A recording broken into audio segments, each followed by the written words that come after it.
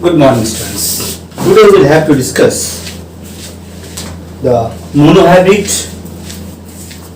dihybrid and trihybrid cross of principles of inheritance and variation. The name of the chapter is the principles of inheritance and variation. In previous lecture, we have discussed about the law of dominance,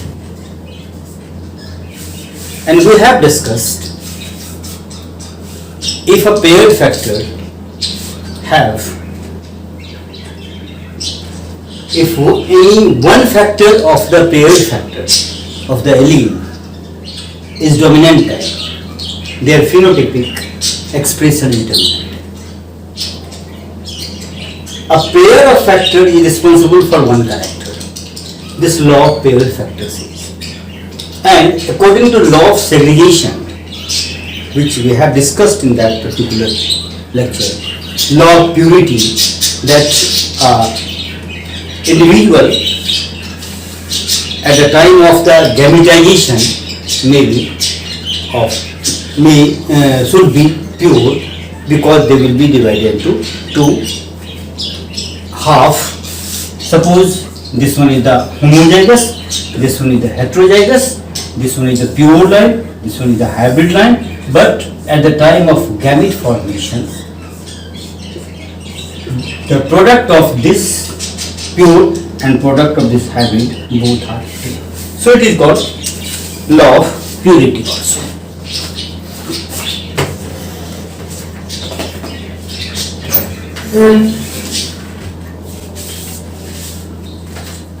Now it is time to discuss the law of independent assortment. According to this law, we will discuss it at the time of the dihybrid cross.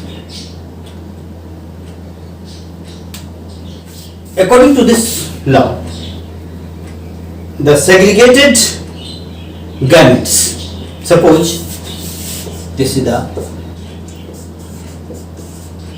one pair of alleles, this is the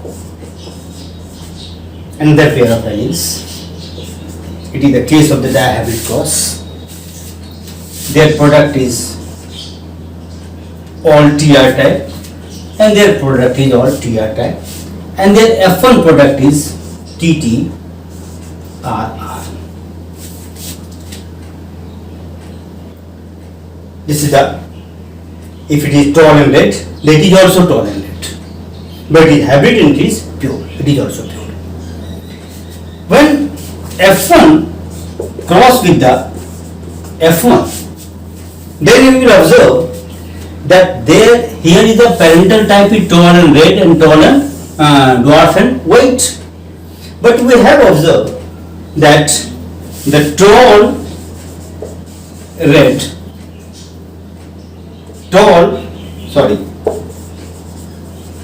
dwarf white, both are parental type, but in F2 product it may be tall plant having white flower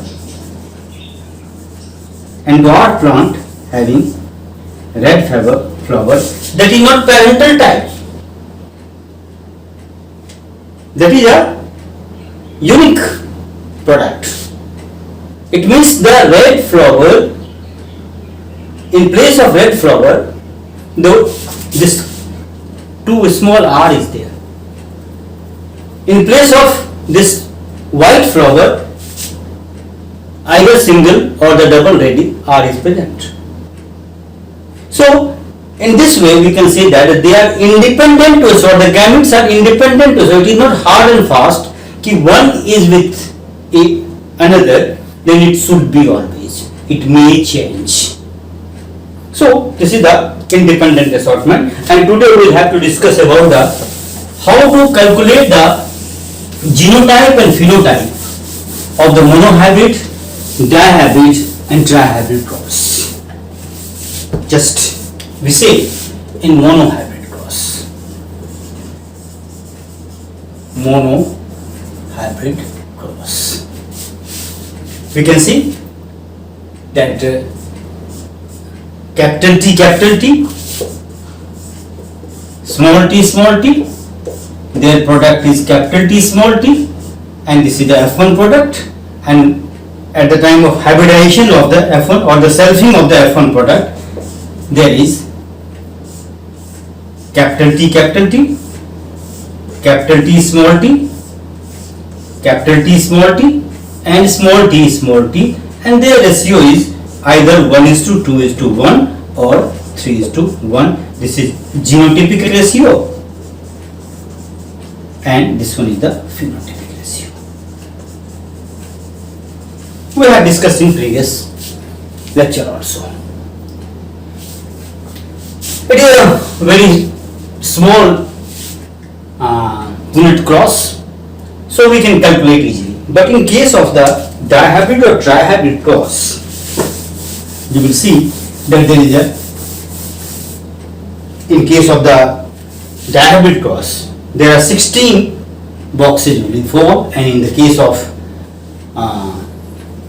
trihybrid cross, 64 boxes will form. It is very much difficult to calculate within the very little time, especially in the competition. So I will give you a certain formula to calculate that what is the genotypic and phenotypic ratio of that particular dihybrid and trihybrid cross. Suppose we will have to take an example of the dihybrid cross, that is the capital T means tall plant having red flower if crossed with the dwarf plant having white flower. This is the case study. Just we have told that the Mendel has started the experiment with the help of the pure plant, and one is the dominant, another is the recessive. Now, if you see that how many types of gametes are formed, then we can see that only one type of gamete is formed. Because during gametization, what happens? TT, RR, then all are TR. So here only one type of the gamete is formed, and the same thing will be in case of the recessive also, and there is only one type of gamete is formed, and when they cross then form phenotypically similar to this one but genotypically different. It is pure tall and red, it is hybrid tall and red. Okay, and it is the F1 product. Now in the second step of the experiment, the Mendel told that the cross between this F1, selfing of the F1, then capital T, small t, and capital R, small r. Now we have to see that how many types of the gametes are formed by this one. Capital T, capital R, capital T, small r, small t, capital R, and small t, small r. It means the four types of gametes are formed. In same case, four types of gametes are formed. Suppose we have taken the female part for this particular plant and male part for this particular plant. Then if you observe if you arrange this particular gametes in a Punnett cross, then what happens? See here. Capital T, small r.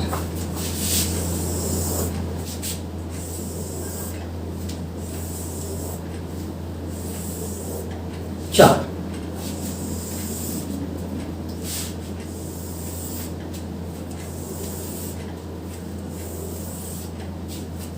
Here, capital T, capital R, capital T, small r, small t, capital R, and small t, small r. The same sequence.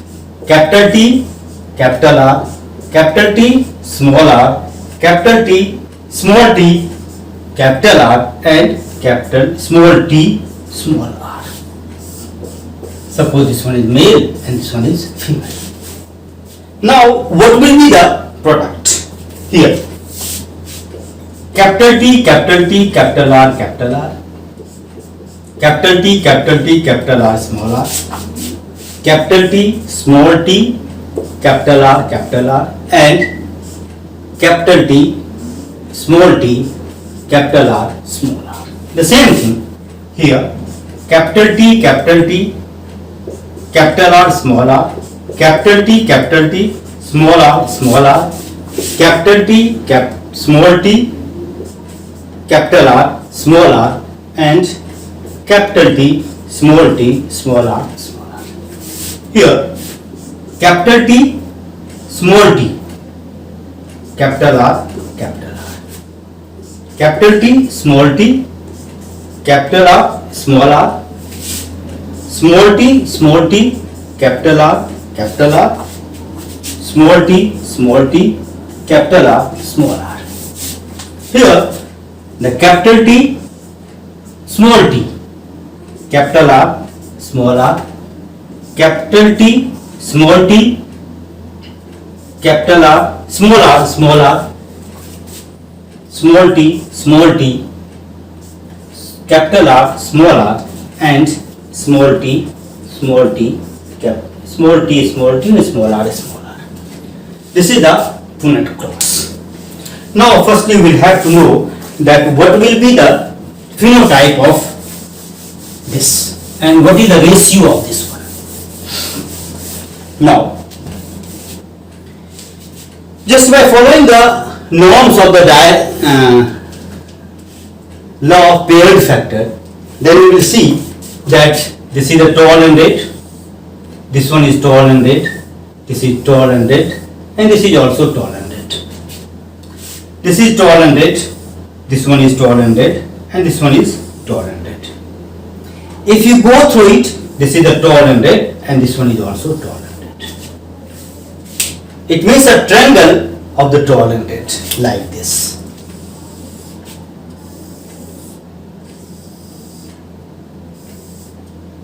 Tall and red. Okay? Now, you will see here that tall and white, and one tall and white is also here, that is tall and white. So we can again form a angle, and this one is the dwarf and red, this one is dwarf and red, this is also dwarf and red, so again an angle, and this one is the dwarf and white. Now here you will see that the parental plants are tall and red crossed with the dwarf and white, but their product is 9 tall having red flower, 1, 2 and 3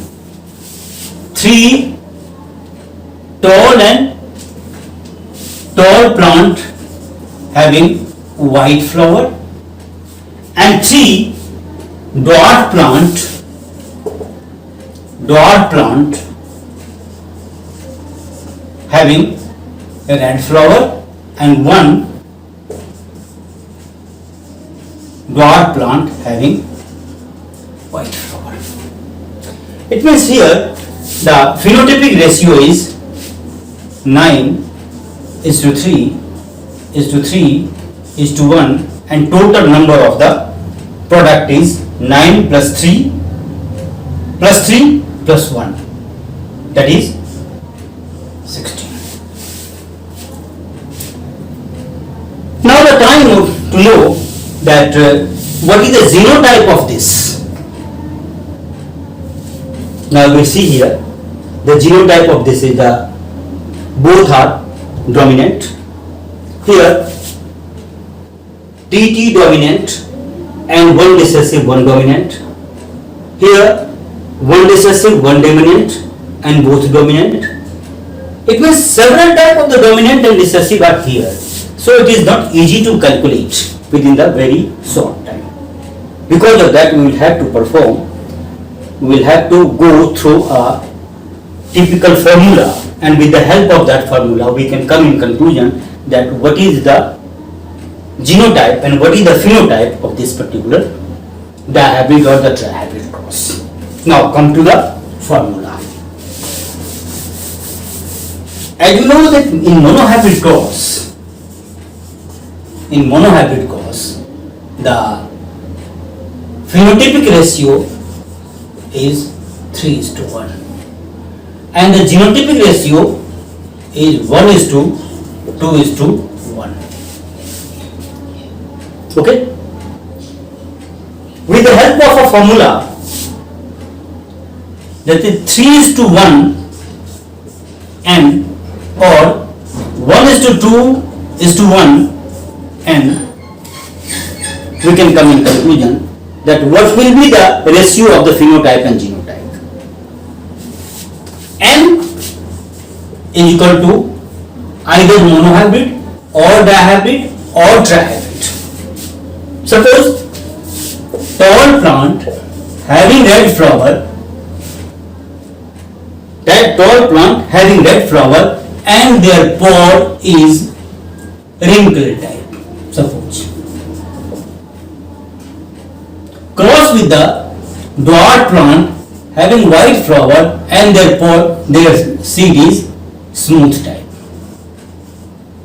These are the three characters, and each and every is contrast to each other. Then when we cross, then this type of double 64 product will be there. That is very much difficult to know that what will be the ratio of the genotype and phenotype. So by this formula, by adoption of this formula, we can come in conclusion. Here we see that just we will observe that in case of this one, that is the 9:3:3:1. This is the phenotypic ratio. So firstly, the phenotypic ratio will be checked by this formula, that whenever in case of dihybrid cross, if it is n is equal to 2, then what happens? 3:1 into 3:1. This is the 3:3, 9, 3:1, 3, 3:9, 1. Now 3:1, 3 and 1:1, 1. This is the phenotypic ratio of the dihybrid cross. The same way, if you calculate the phenotypic ratio in trihybrid cross, then it is the 3:1 into 3. It means 3:1 into 3:1 into 3:1. Here 3:1 is equal to 9:3:3:1 cross with the 3:1. Then what will be the ratio? Firstly, we take this one, 9 into 3, 27 is to 9 is to,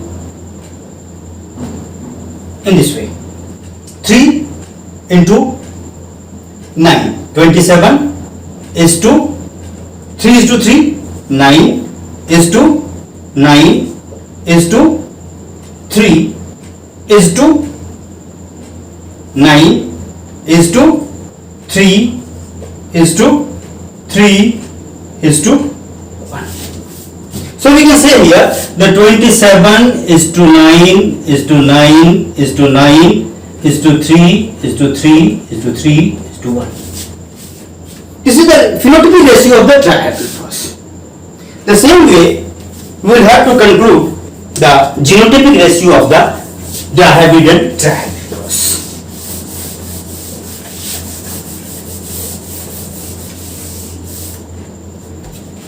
Just we know that in monohybrid cross 1:2:1 is the monohybrid cross.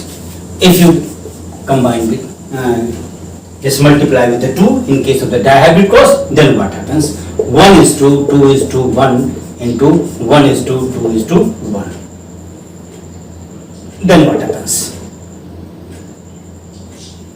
1 is to 2 is to 1 is to 2 is to 4 is to 2 is to 1 is to 2 is to 1.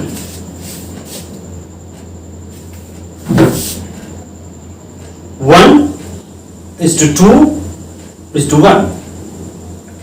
2 is to 4 is to 2, and 1 is to 2 is to 1. This is the 1 2 1 2 4 2 1 2 1. This is the genotypic ratio of this one. Now if you go through the genotypic ratio of the tri-hybrid cross, then we can say that again multiply this into 1 is to 2 is to 1. Then what happens? The same thing, 1 is to 2 is to 1 is to 2 is to 4 is to 2 is to 1 is to 2 is to 1. Means 121, 242, 121 for one case. Next is the, for this one, is to 2 is to 4 is to 2 is to 4 is to 8 is to 4 is to 2 is to 4 is to 2. And again it means 1 2 1 2 4 2 4 8 4 2 4 2. And again what happens? The same thing, like this one, 1 2 1 2 4 2 and 1 2 1. This is the genotypic ratio of tri-hybrid cross, and it can be calculated within 1 or 2 minutes. But if you count that things in the Punnett cross, it is not easy task to calculate. So this is the one of the way to come in conclusion that what will be the genotype and the phenotype of this ratio. Now it is time to know that what will be the unknown genotype of the unknown parent.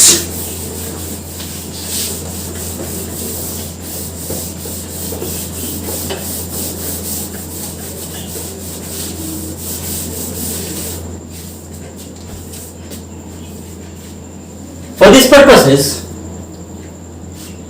we must know that to know about the, suppose this one is the question, what happens, what is the genotype of the given black dog, the black coat colored dog? If their all products are, if there some products are black as well as white in F2 generation, and that particular black colored coat, black coat colored dog is crossed with the white recessive bitch. Black dog, white bitch, and their F2 product is black and white. No, F1 product. F1 product is black and white. What will be the genotype of this one? Then we will have to come in conclusion like this. Suppose this black colored dog,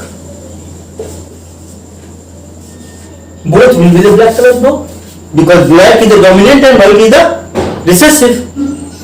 Then cross with the recessive bitch. If their product is all black, it means it is homozygous. And if their product is black and white, say for example black black, white and white. It means 1:1 in this case, and in this case 4:0. Suppose it is not known that what will be the product of the black and white or this one, and we will have to conclude that the which one is the dominant or which one is the recessive. If their product, suppose this black and this white, both are recessive type, then what happens? Their 0:4, 4:0, 1:1 and 0:4. So here we will see that if both are dominant and cross with the recessive, means homozygous dominant cross with the homozygous recessive, then here all product are like dominant. If the heterozygous is crossed with the homozygous recessive, there is 1:1 ratio. Then in this way we can come in conclusion that the given individual is either homozygous or heterozygous, and this is called test cross. This is called test cross. It is a case of monohybrid. It can be implemented in the case of dihybrid also, and we can come in conclusion with the dihybrid also, if we understand this particular. This is all about the monohybrid, dihybrid and trihybrid cross, and how to know about the phenotype and genotype and what type of formula we will implement it for this one. And I think you understand it and you would implement it that particular in the different competition classes. Now today is the end of this lecture. We will discuss further in the next lecture.